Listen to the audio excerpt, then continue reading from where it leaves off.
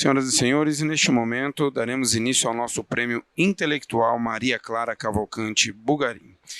O prêmio, senhoras e senhores, foi inspirado em Maria Clara Cavalcante Bugarim, a primeira mulher a presidir a Fundação Brasileira de Contabilidade e o Conselho Federal de Contabilidade.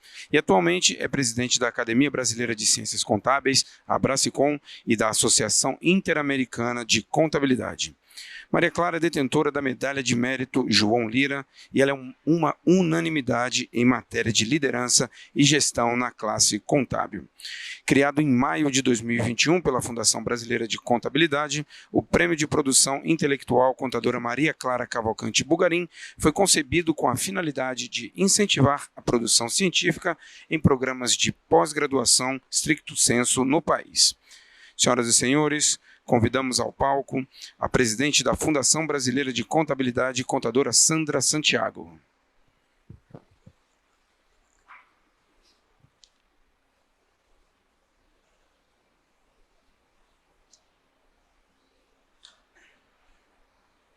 Convidamos a contadora Maria Constança Carneiro Galvão.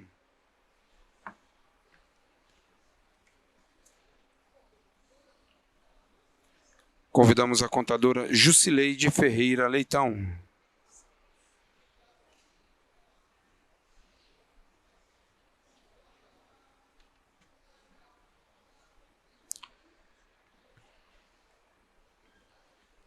Não estou observando aqui no palco, mas vou mencionar os nomes para que possam estar presentes aqui no palco. Contadora Adeildo Osório de Oliveira e o técnico em contabilidade Oswaldo Rodrigues da Cruz.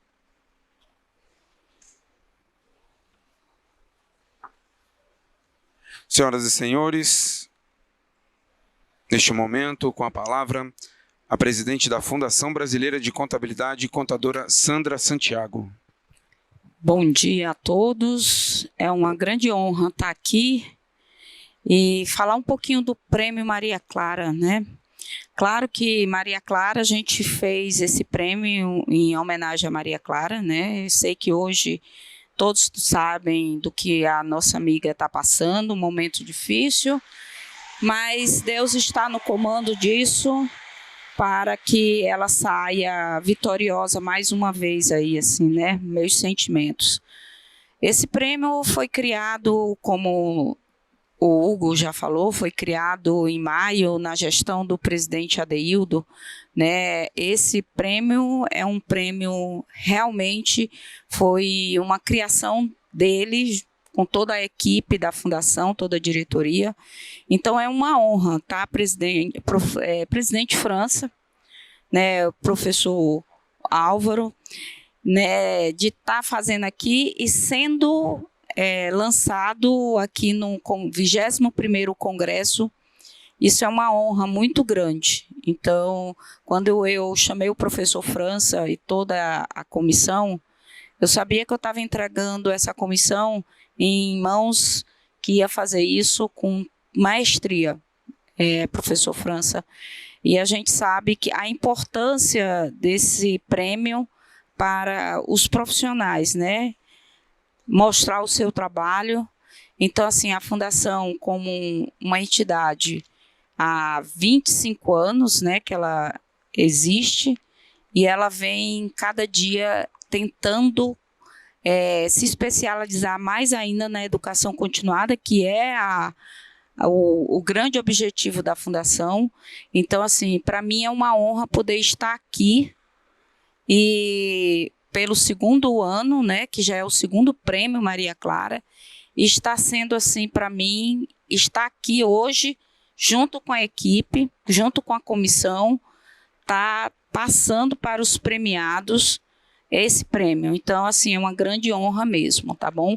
Muito obrigado a todos que participaram, que se dedicaram para essa premiação. A gente sabe que foi um grande desafio para toda a comissão, né? Obrigado ao professor Álvaro, ao professor França, a toda a equipe, que eu sei que a gente teve que correr para que isso estivesse hoje aqui sendo realizado. Professor França, professor Álvaro, muito obrigado. Jusileide, que foi uma pessoa, e a Constância e toda a equipe, né, da comissão trabalharam incansavelmente, né, para que isso hoje estivesse sendo aqui, sendo apresentado a todos vocês e aos participantes, né, que hoje tivemos, foram 5, né, professor, que ganharam. Então, assim, parabéns a todos que se inscreveram e a todos que ganharam, né, muito obrigado.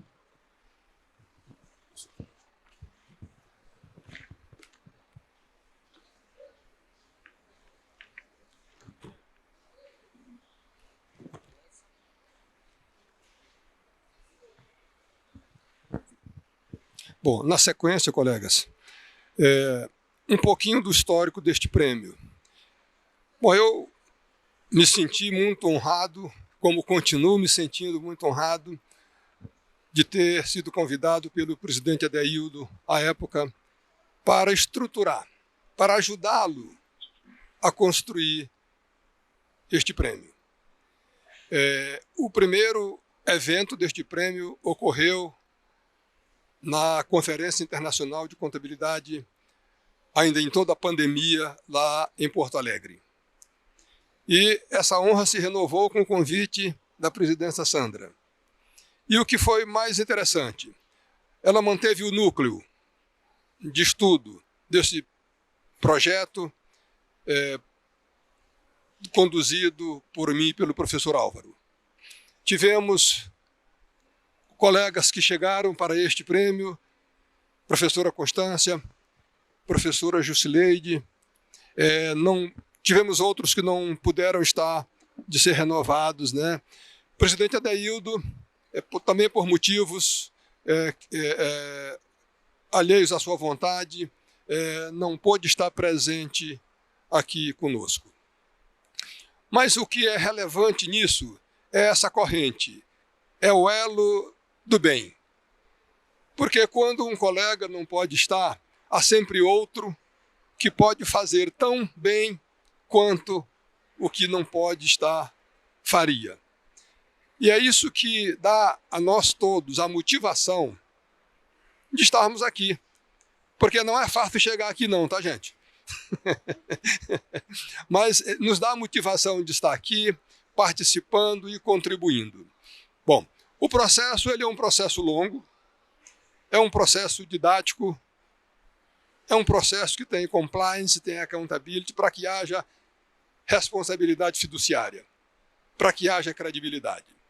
E o meu parceiro de toda essa jornada, o professor Álvaro, capitaneou todo o comitê científico, para quem agora eu passo a palavra, que ele vai conduzir até a apresentação dos meninos que foram agraciados.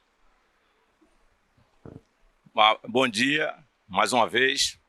Quero renovar essa satisfação de ter essa oportunidade de participar desse comitê organizativo maravilhoso.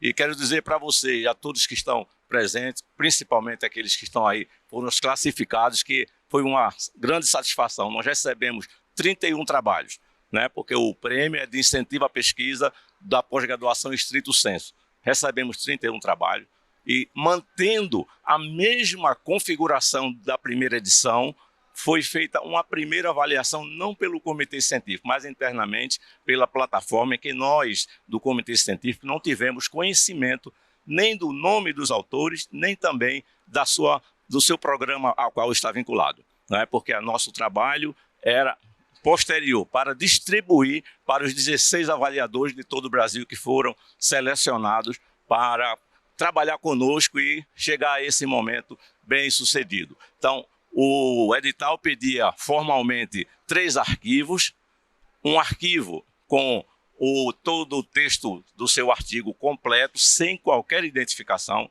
um segundo que tinha identificação, mas isso fica dentro da plataforma da FBC, que não é repassado para nós, e um terceiro arquivo, que é o apêndice para aqueles artigos que vinham com apêndice. Essa primeira filtragem foi feita internamente pela equipe técnico-administrativa da FBC e nos enviou os artigos sem qualquer identificação para que pudéssemos encaminhar aos avaliadores. Como foi feito esse encaminhamento? Foram 2 avaliadores para cada um dos arquivos, ou seja, para cada um dos artigos, da forma, como a gente diz, o Double Blind Review, né? Ou seja, aquela revisão duplo cego. Também os avaliadores receberam os artigos sem identificação qualquer, com uma ficha de avaliação em que tem alguns itens cujo peso está devidamente pontuado lá dentro daquela ficha. E depois da avaliação, esses nossos avaliadores nos enviou a ficha com as notas e com alguns comentários para que pudéssemos fazer a tabulação e aí definir a classificação. Então, nosso papel foi receber a ficha, tá, com as notas dos avaliadores e fazer a classificação. Evidentemente, também tenho que dizer que dentro da primeira filtragem que foi feita na plataforma da FBC, foi feita a filtragem pela formalidade, porque o edital tem algumas regras de formalidade. Então, vieram alguns artigos, possivelmente, que não atenderam à formalidade e que dos 31 nós recebemos menos para encaminhar para os avaliadores, né, porque não atenderam aquelas formalidades que estavam previstas no edital. Então, foi feita essa tabulação final e essa tabulação gerou aí agora nos 5 classificados, primeiro, segundo, terceiro e quinto lugar, que vai ser anunciado aqui pela nossa organização. Eu que parabenizo com toda satisfação e pedindo que na próxima edição, com certeza vai ter, que possamos ampliar não somente o número de trabalhos, mas a participação de outros programas de pós-graduação, porque envolvem não somente os professores, os docentes, mas os pesquisadores mesmo que não estejam na docência e os discentes. Então pedimos que realmente podemos continuar para engrandecer mais ainda esse prêmio. Tá? Muito obrigado. Agradecemos, professor. Neste momento, daremos início às entregas dos nossos vencedores e convidamos ao palco a Sabrina Aroi Nakata, o Alisson Martins Meurer e a Oderlene Vieira de Oliveira.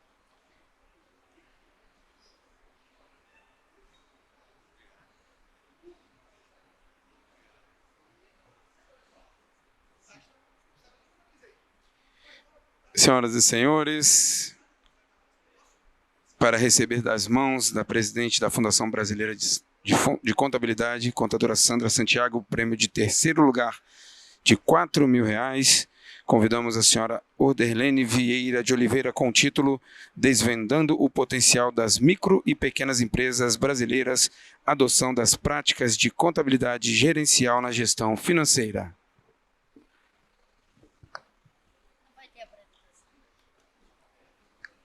Tem apresentação, né? Eu teria que descer, como é que vai ser? Ah lá, ó. Stephanie Pereira de Amaral. Recebe o terceiro lugar, parabéns, né? Estaremos encaminhando para você o certificado, tá? Por e-mail. Deixa eu só ver aqui o... Presidente, nós encaminharemos o certificado via e-mail para os nossos agraciados. Estamos anunciando apenas aqui os premiados e ouviremos eles também um pouquinho, tá bom? Senhoras e senhores, ouviremos então a premiada em terceiro lugar. Meu nome é Oderlene, eu sou professora da Universidade de Fortaleza.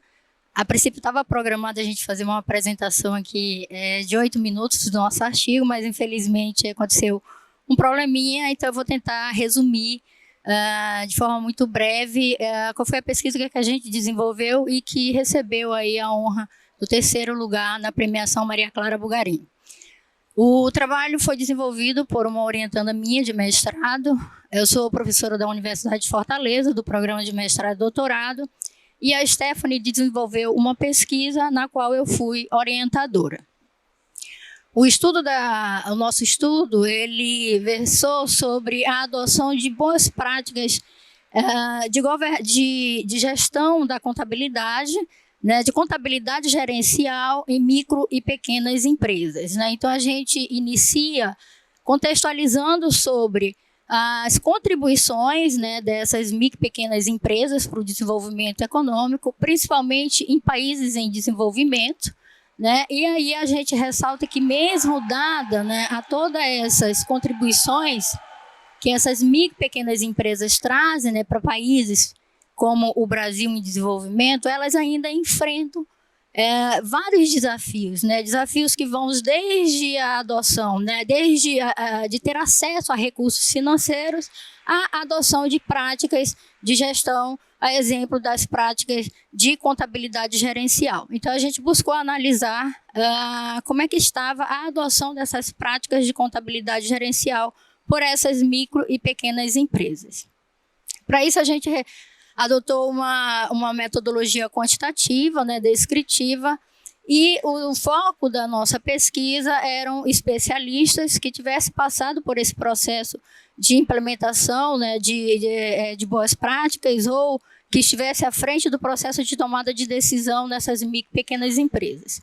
A nossa amostra, ela contemplou o maior número de micro e pequenas empresas, aliás, de microempresas do que de pequenas, dado que uma das lacunas que a gente destacou na introdução foi justamente o fato de que as pesquisas que vinham sendo realizadas, né, com foco no processo de tomada de decisão, elas focavam muito mais nas pequenas empresas. Então, a nossa pesquisa, 64,8% era composta por microempresas. Dentre os resultados, a gente adotou uma escala que já havia sido validada em um estudo anterior, que foi publicado em 2017, que trazia 34 afirmativas que ajudavam a gente a avaliar como é que estava o processo de adoção dessas práticas de contabilidade gerencial por esses gestores. E eu havia destacado aqui 4 práticas, eu vou tentar ver se eu consigo a memória, que vai estar bom para lembrar todas, que haviam apresentado numa escala Likert de 5 pontos, né, que 1 era que discordava totalmente, 5 que concordava totalmente.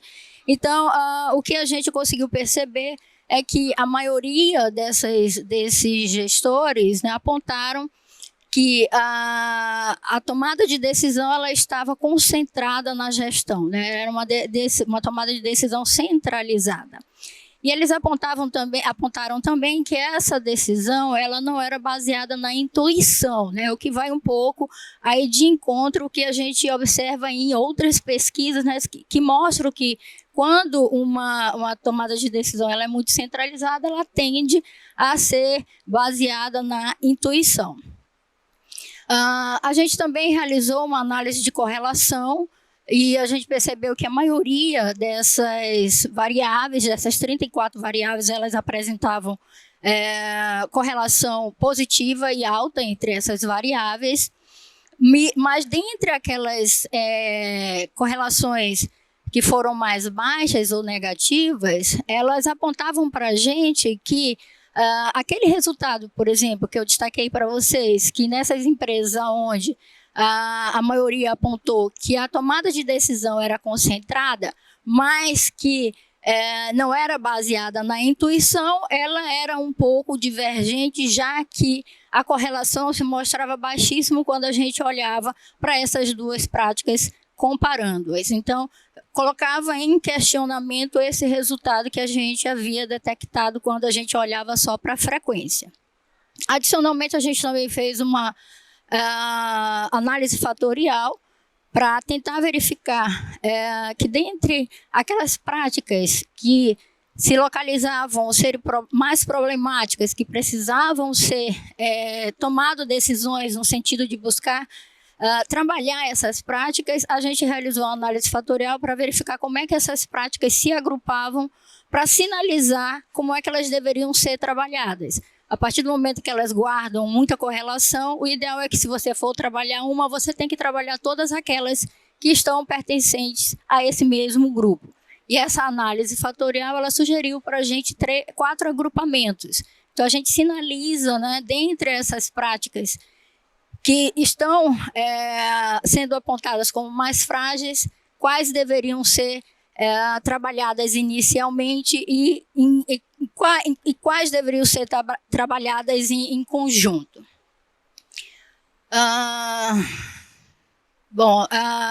Em relação à conclusão, já não consigo mais lembrar tanta coisa. Em relação à conclusão, então, a gente ressaltou, né, além de apontar, né, vamos dizer, a conclusão em relação à adoção dessas 34 práticas, a gente propôs algumas sugestões do que poderia ser trabalhado, né? Por exemplo, se buscar uma consultoria financeira, né, para ajudar a sanar aqueles problemas que foram detectados por meio dessas práticas, dentre outras sugestões que foram dadas. Bom, em resumo, foi basicamente isso. Convido aqueles que tiverem interesse na temática que leiam o artigo. Creio que a Fundação vai estar disponibilizando, né, como já de praxe, na página, os artigos que foram premiados. Então, quem tiver interesse em conhecer um pouco mais sobre essa pesquisa, pode estar acessando o nosso artigo. E eu gostaria de agradecer à Fundação Brasileira de Contabilidade por essa iniciativa. É muito bom nós, pesquisadores, termos esse reconhecimento por meio dessas premiações. Isso estimula a gente cada vez mais a querer pesquisar e a estimular a pesquisa. E agradecer também à Universidade de Fortaleza, em nome aqui da professora Maria Clara, que é a nossa vice-reitora de ensino. Agradecer à professora Maria Clara por ser esse ser humano, essa mulher, essa profissional que tanto nos estimula e que a gente sente orgulho de dizer que nos representa. Obrigada. Muito obrigado, Orderlene, pelas suas explanações. Senhoras e senhores, e o prêmio de segundo lugar, com o valor de R$6.000, eu gostaria de convidar o Alisson Martins Meurer, com o título Fenômeno Impostor, Comparação Social e Cyberloafing em Redes Sociais de Graduandos em Ciências Contábeis. Olá, muito bom dia. Sou Alisson Martins Meurer. Irei apresentar uma pesquisa que ela foi desenvolvida durante o meu doutorado, onde eu fui orientado pelo professor Flaviano Costa. Hoje eu atuo como docente na Universidade Federal do Paraná. Essa pesquisa ela faz parte da minha tese, que também foi desenvolvida na Universidade Federal do Paraná. E a história desse trabalho surgiu na sala de aula. Então, já no início do doutorado, eu era docente na Universidade Estadual de Ponta Grossa, e um dia uma aluna chegou e falou assim: professor, eu gosto bastante da sua aula, mas você deve perceber que eu fico mexendo muito no celular. É porque é mais forte que eu não consigo largar o celular de lado. E eu estava no primeiro ano do doutorado, eu pensei, poxa, eu tenho que estudar isso, né? Eu percebo esse comportamento cada vez mais latente. Como que eu, como docente, vou concorrer com eles como influenciadores que estão lá nas redes sociais, buscando a atenção desses meus alunos. Então, o primeiro passo dessa pesquisa foi mapear o comportamento cyberloafing desses alunos, ou seja, aquele comportamento de ficar navegando em aparelhos tecnológicos. E nós fomos investigar quais eram os motivos e as consequências desse comportamento. Então, encontramos nessa primeira etapa que motivações pessoais, né, como o estresse, como vivências em casa, ou até mesmo motivações acadêmicas, como materiais que talvez não chamem tanta atenção do aluno no decorrer da aula, ou metodologias que não sejam tão engajadoras, provocavam esse comportamento cyberloafing e que diminuía o desempenho dos alunos. E o último passo dessa pesquisa, que foi estruturada em 4 artigos, é esse que nós estamos apresentando aqui. Então, depois de fazer esse mapeamento inicial, nós pensamos, por que não olhar o que vem antes do cyberloafing? Se eu já sei a motivação, eu já sei as consequências, mas será que existem variáveis psicológicas, comportamentais, que fazem com que esse aluno tenha uma predisposição para ficar navegando nas redes sociais enquanto ele deveria estar estudando? E foi com esse intuito que nós, então, elaboramos essa pesquisa, Fenômeno Impostor, Orientação para a Comparação Social e Cyberloafing praticada em redes sociais por estudantes, né, de graduação em Ciências Contábeis. O que é o fenômeno impostor? É a insegurança do aluno em relação às suas próprias capacidades. Todo mundo aqui tem um pouquinho de fenômeno impostor. Ocorre que alguns têm mais e outros têm menos. O que seria a comparação social? É o olhar o que o outro está fazendo e muitas vezes me inspirar ou me autocondenar, me autojulgar.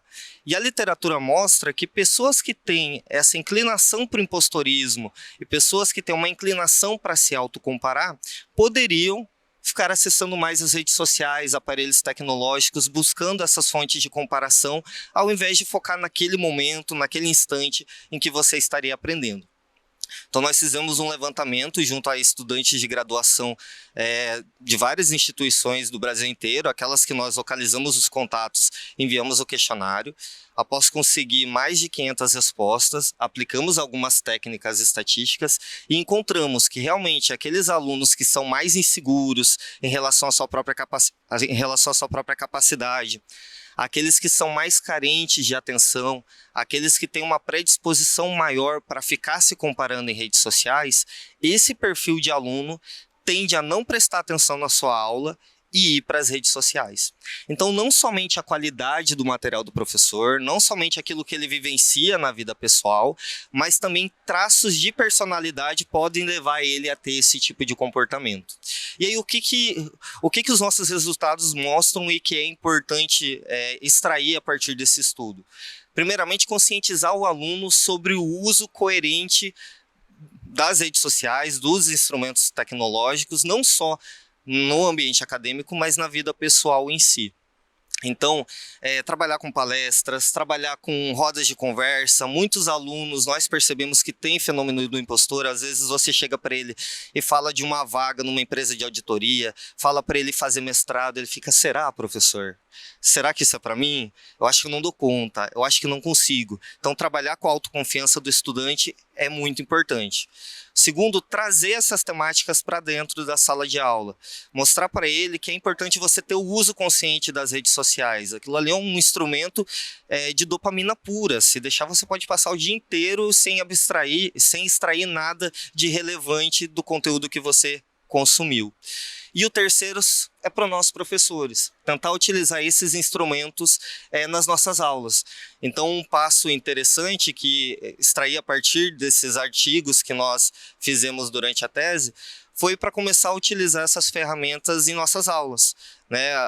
Então, tem disciplinas que você consegue utilizar o Instagram para criar um Instagram da turma, os trabalhos eles postam lá, você consegue trazer materiais mais interativos. Então, acredito que isso fica de legado dessa pesquisa. E, para finalizar, eu gostaria de agradecer também a oportunidade propiciada pela FBC, agradeço a professora Sandra, agradecendo ela, estendo aos demais integrantes, né, professor Jusileide, professor Álvaro, professor José, a professora Constância. Então, muito obrigado pela oportunidade, parabenizo também as demais premiadas e muito obrigado. Até mais. Agradecemos ao Alisson. Senhoras e senhores, e o grande prêmio de primeiro lugar no valor de R$8.000, eu gostaria de convidar a Sabrina Arui Nakata com o título Manipulação Informacional e Ciclos Econômicos, um estudo sobre empresas brasileiras em Financial Distress.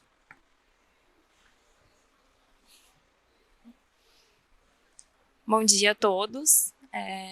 Primeiramente, queria agradecer a oportunidade de estar aqui. A minha orientadora, que está sentadinha ali me olhando, professora Márcia Bianchi. Esse trabalho, na verdade, a ideia inicial, a minha variável principal, que é gerenciamento de impressão, foi uma paixão minha desde a graduação. Então, logo nos primeiros semestres, eu tive uma aula especial sobre esse tema.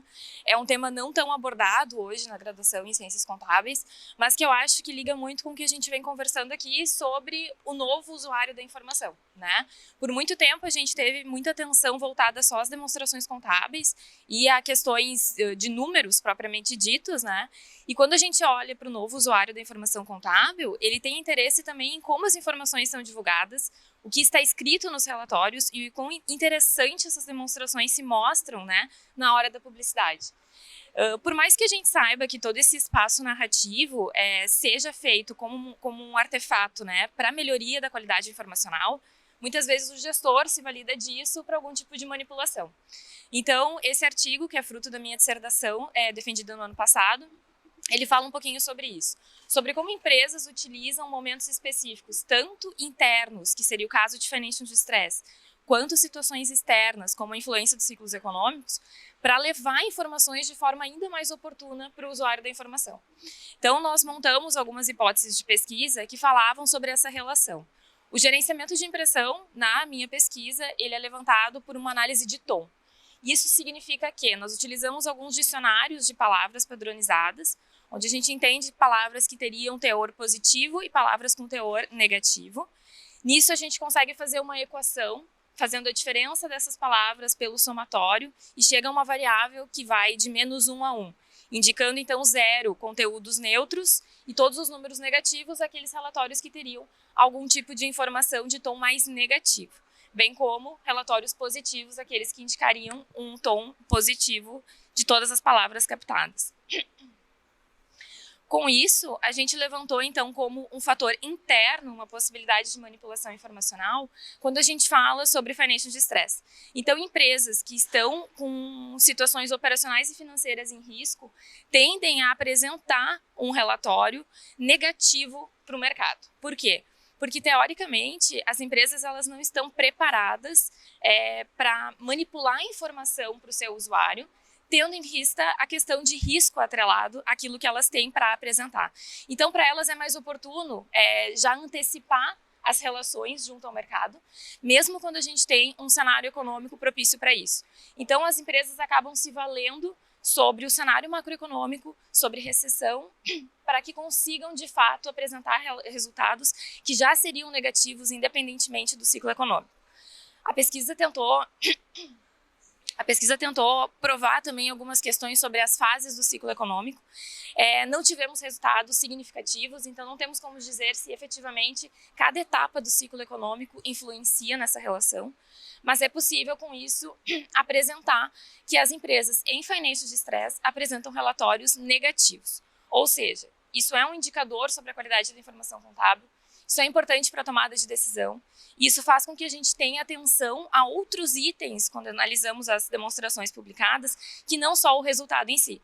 Então, eu gosto de dizer que lucro é um número, não é o número, né? E é isso que nessa dissertação a gente tenta trazer para vocês. É apresentar um pouco mais os outros mecanismos de manipulação, que não o de resultados, e sim o gerenciamento de impressão. Então, fui bem sucinta, mas o documento na íntegra vai ser disponibilizado para todos. E eu agradeço. Obrigada. Muito obrigado, Sabrina. Gostaria de também registrar os 4º e 5º colocados que contribuíram também de forma brilhante para a educação contábil brasileira. São eles, no 4º lugar, com o título completo, Núcleo de Apoio Contábil e Fiscal, transformando o cenário da educação fiscal e cidadania no Brasil, uma análise SWOT estratégica, autor e coautor Antônio Lopo Martins e Lenilton Viana Leal. E no 5º lugar, com o título completo sobre Análise do cumprimento das diretrizes do Plano de Gestão de Logística Sustentável nas Universidades Federais da Amazônia Legal, autora e coautora Anne Valéria Nascimento de Andrade e Diana Vaz de Lima. Registramos aqui os nossos parabéns também para esses 4º e 5º lugares. Senhoras e senhores, gostaria de saber se alguém da mesa gostaria de usar da palavra para encerrarmos este encontro. Quer falar? Constância, quer falar?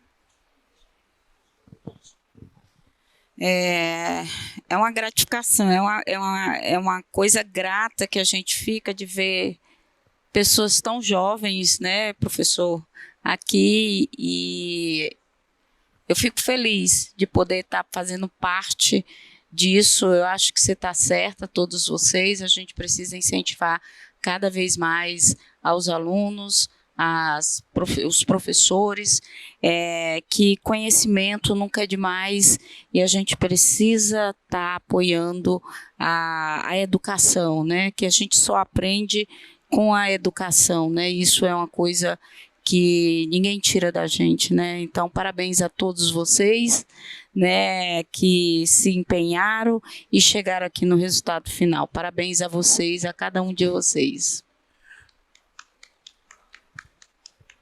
Muito obrigado, presidente Sandra.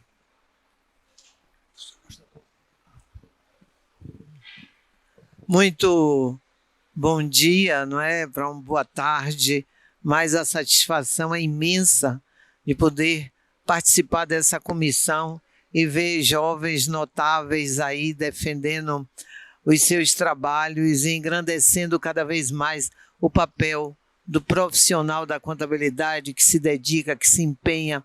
Fizemos um time aqui de um trabalho junto à Fundação Brasileira de Contabilidade, capitaneado aí pela nossa presidente Sandra, e toda a dedicação aqui do professor França, professor Álvaro, a nossa querida professora Jusileide. Estamos aqui ausentes com 2 colegas que justificaram as suas ausências, que não pôde estar presente, que é o professor Adeildo Osório de Oliveira e o nosso tão querido Oswaldo, que também não pôde estar presente. Então isso nos dá, sim, a certeza daquilo que queremos.